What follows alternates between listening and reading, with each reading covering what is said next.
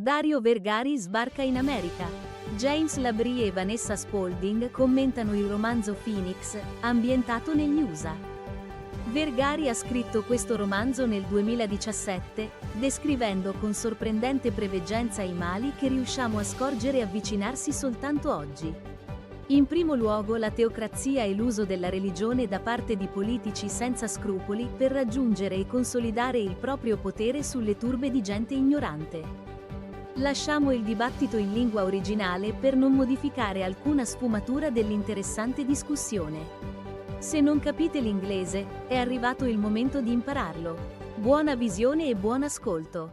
Ready for a deep dive into a future that'll make you think? Yeah, bring it on. All right, so we're diving into Phoenix today. Okay.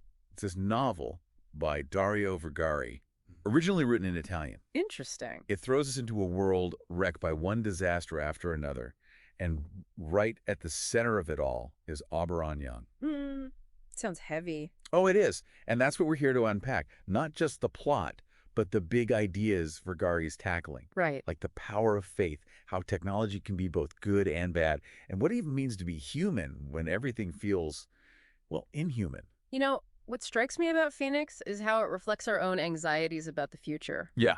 Vergari doesn't hold back, does he? No, he doesn't. Through Oberon, we see how fragile things really are, how fast everything could fall apart. It's true. And it all starts with Oberon's childhood. Oh, yeah. Talk about bad timing. He's born just before nuclear war breaks out. Oh, wow. And it's triggered by a suspected Iranian weapons site. Israel ends up taking this drastic action. And the fallout is devastating. Just devastating. For Oberon's world and for the reader, too. Yeah. I got it. To bet. Millions dead. Cities turned to rubble. It's a bleak picture. It really makes you think, about how real that threat still is, even today. It does. Vergari doesn't shy away from the horrors of it at all. Right. He really makes us face those potential consequences. He does. And then from all this destruction comes this new power, the people of the book. Interesting name. But they're not your typical religious group. No. How so? Well, they represent all these different faiths. Okay. But they're united under this incredibly strict interpretation of religious texts. Uh-oh. And they promise order and control in this world that's gone mad. Right. But their methods, well, they're not exactly comforting. In what way? They want to control everything, knowledge, technology, anything that might threaten their power. Wow. And that's where things get really disturbing, and they have these converters. Yeah, they enforce conformity. But the novel doesn't really get into the details. Like, how does this brain manipulation even work? What kind of technology could do that? Right. Makes you think about all the tech we have today, how easily it could be used for the wrong reasons. It's a chilling thought, isn't it? Oh, totally. To imagine a world where your thoughts can be, reshaped, made to fit someone else's ideology. Yeah. I mean, the converters use these advanced brain stimulation techniques. It's almost like they're reprogramming someone's mind. And while Vergari doesn't really explain the specifics of the technology, Yeah. it's not pure science fiction. No, I mean, look at the advancements in neuroscience today. Right. Brain-computer interfaces, neuromarketing, even things like deepfakes. It's like, are we really in control? Right. Or is technology starting to control us? It's a good question. So we've got this backdrop of nuclear devastation, this chilling rise of religious extremism and mind control. Yeah. Not exactly a great childhood for our main character. No, not at all. But this is where it gets really interesting. Okay. Oberon, in the middle of all this chaos, he finds peace in science and math.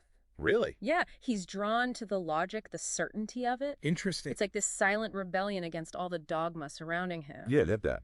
Like he's saying, you might control my beliefs, but you can't touch the truth of these equations. There's a power in that for sure. There is, and he excels in his studies. Good for him. Finding freedom in those laws of physics when everything else feels so chaotic. I love that. And then comes Shayla. Shit. She becomes his intellectual equal, his partner in all of this, and eventually his wife. How wonderful. And together, they go on this journey of scientific discovery. Nice. A bond that just gets stronger as the world gets darker. And their journey takes them to the moon. It does. Wow. They're working on this project called Deep Peak. Deep Peak. It's this massive radio telescope. Sounds impressive. Oh, it is. You'd think being on the moon would be an escape, right? Yeah, you would think that, yeah. And in a way, it is Oberon trying to get away from all that oppressive atmosphere on Earth. Right. But Vergari makes a really good point. What's that? You can't escape the world's problems, They always find a way to catch up with you. True enough. And speaking of catching up, technology keeps advancing, but in some pretty unsettling ways. Oh, no. Vergari introduces us to these H3D viewers. What are those? Basically, like virtual reality, but on steroids, you know. Okay. Sounds kind of familiar, doesn't it? Yeah. Makes you wonder if we're already blurring those lines between what's real and what's not. For sure. How much of our lives are we handing over to technology? It's a big question. It is. And in Oberon's world, these H3D viewers become a tool for both escape and control.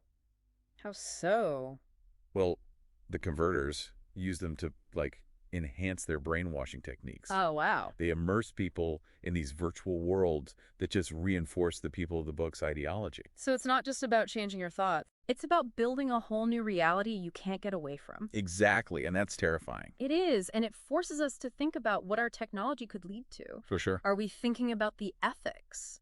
Are we sleepwalking into a future where our minds can be manipulated? So we've got science and faith intertwined technology that can be both good and evil. Right. And this looming sense of unease. It's like Vergari's holding up a mirror to us. I think so too. To our own anxieties, our fascination with technology, how we struggle with faith and reason. Absolutely. And I think that's what makes Phoenix so compelling. I agree. It's not just a story. It's a reflection of our own humanity. It is. Our potential for both good and evil. And just when we think we're starting to understand this world, Yeah. Vergari drops this bombshell. Oh. Oberon and Shayla discover they've been infected with a virus. A virus? What kind of virus? This virus that gives them, get this, immortality. Whoa. Talk about a game changer. Seriously, their whole world just shifted. Yeah, Oberon's forced to face this reality of eternal life, knowing everyone he loves will eventually die. It's brutal, isn't it? It is. This gift, if you can even call it that, Right. forced on him, it becomes a burden. Yeah. A constant reminder of what he'll lose. It adds this whole layer of irony to his character, you know? In what way? This man of science, thrown into a world shaped by religious extremism and technology that's defying nature itself. It's a lot. It makes him question everything. Yeah. Life, death, his purpose. It's a real existential crisis. And then there's Adam, lurking in the background this whole time. Oh, yeah. Adam. But his role becomes way more sinister, doesn't it?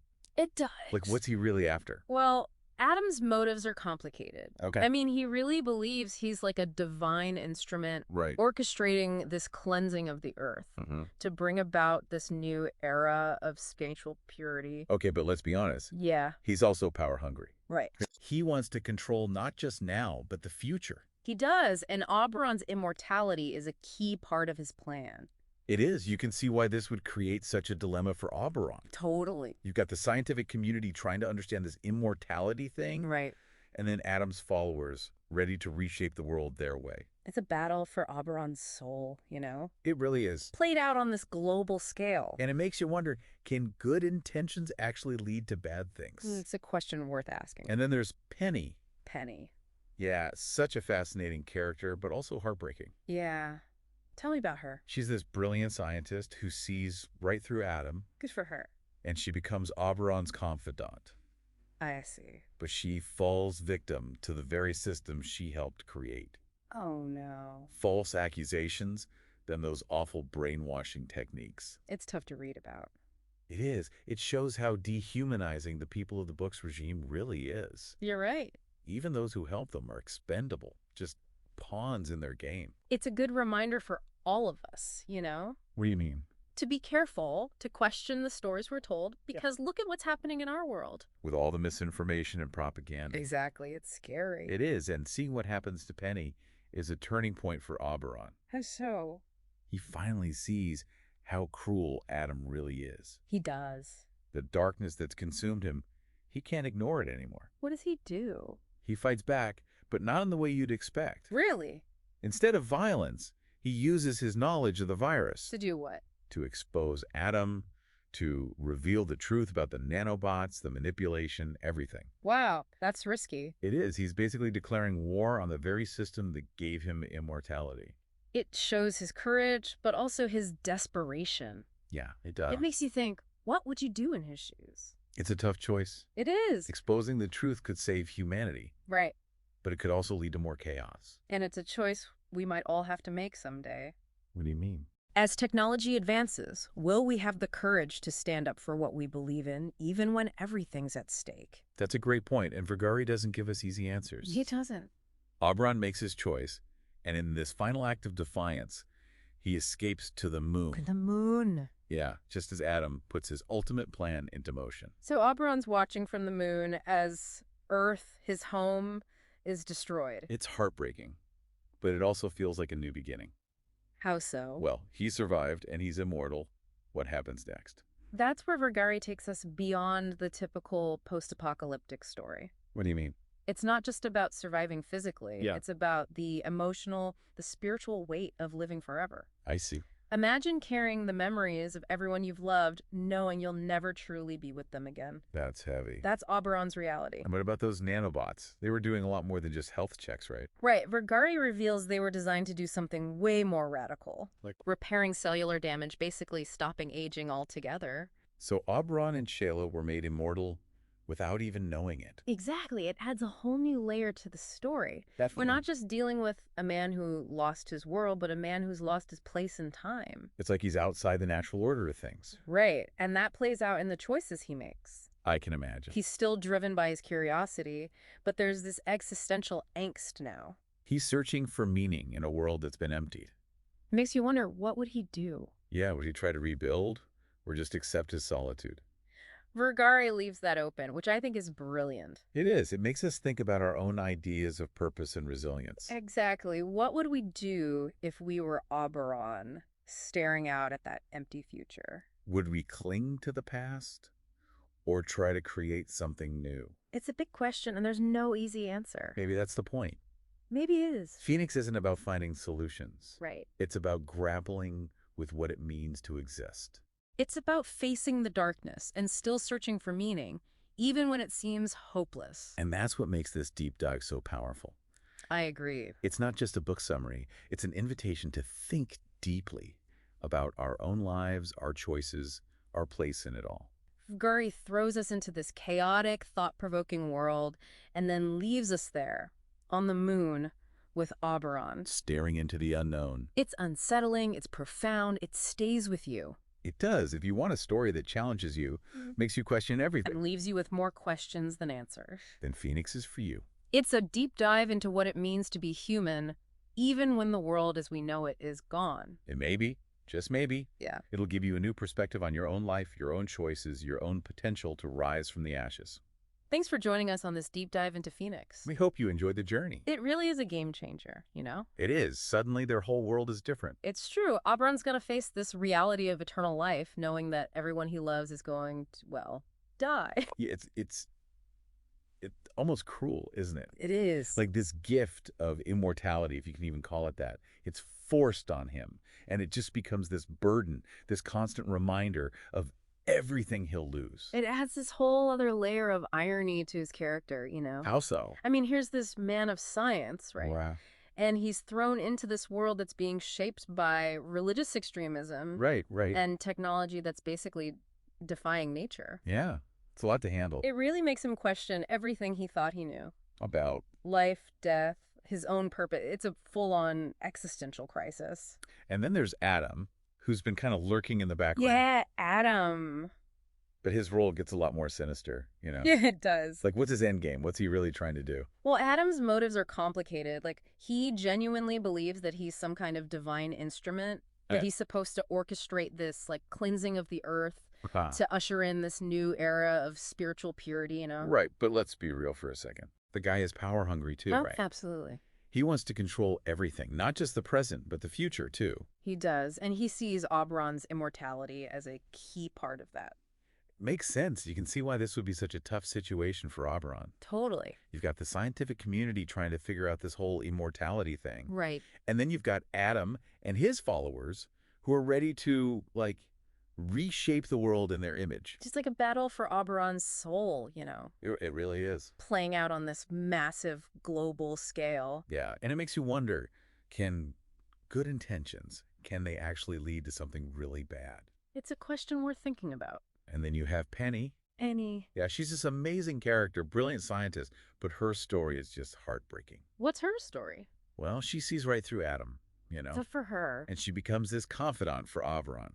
I see. But then she becomes a victim of the very system that she helped create. Oh, wow. False accusations, and then those horrific brainwashing techniques. It's tough to read about. It is. It's a stark reminder of how dehumanizing that whole regime is, you know? Yeah, even the people who help them, they're expendable. Right. Just pawns in this bigger game. It's a good reminder for all of us. What do you mean? To be careful, to question what we're told. Look at what's happening in our own world. With misinformation and propaganda. Exactly. It's scary how easily we can be manipulated. It is scary. And, for Oberon, seeing what happens to Penny, it's a real turning point. What happens? He finally sees the true extent of Adam's cruelty. He does? This darkness that's taken over Adam, he can't deny it anymore. So what does he do? He fights back, but not with violence, surprisingly. Really? How does he fight back? He uses his knowledge of the immortality virus to expose Adam, to reveal the truth about the nanobots, the manipulation, the whole thing. Wow, that's incredibly risky. It is. He's going up against this incredibly powerful system, the same one that gave him immortality. It's an act of defiance, for sure. It is. It makes you think, what would you do if you were in his shoes? It's a tough question, right? It is. Exposing the truth could save humanity. But it could also lead to more chaos, more violence. Yeah, and that's the thing. Vergari doesn't give us any easy answers. He doesn't. Oberon makes his choice, and in this final act of defiance, he escapes to the moon. To the moon. Yeah, just as Adam puts his whole apocalyptic plan into action. Talk about traumatic timing. It is, and so Oberon's there, watching from the moon as Earth, his home, is consumed by fire. Wow, what a powerful image. It is. It's heartbreaking, but it also feels like the start of something new.